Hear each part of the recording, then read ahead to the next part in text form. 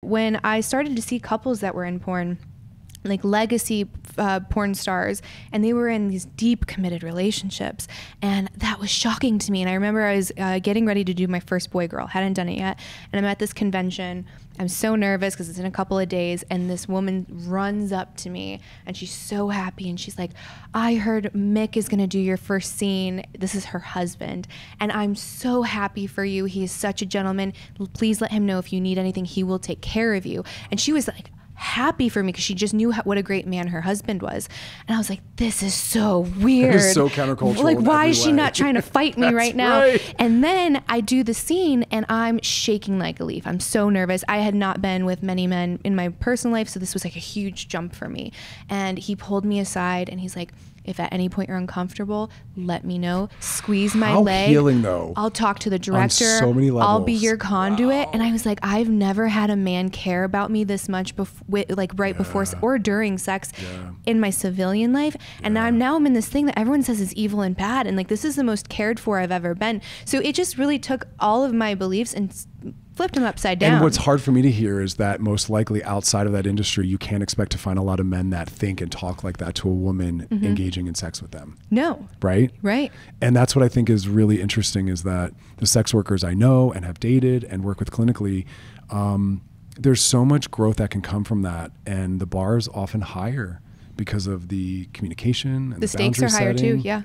So they have to be. It's really beautiful. So for you, that was that transformative piece. Yeah, it was massive. Wow. And I just saw all kinds of relationships, and like, it can be a different way. And the way that I've been approaching it hasn't been serving me. It's not what I want. It's kind of just what I've been modeled to do. And wait, I do have a choice. And it wasn't easy. There was a ton of jealousy. There was a lot of growing pains, but then that forced a ton of communication. And then it's how fragile do I want my relationship to be? Do I want it as simple as he double clicks a bikini pic on Instagram and our relationship is over? That's, for some people, that's a real thing. Thank you for saying that word. How fragile do I want my relationship to be? Do I want to create something that's robust and we can talk through what comes up, or do I want to be threatened by someone's finger double tapping an image of someone who my partner will never actually see or engage or talk to in the world? Right. Right? And relationships will end over that, because some people's definition of cheating is that. Absolutely. Just that.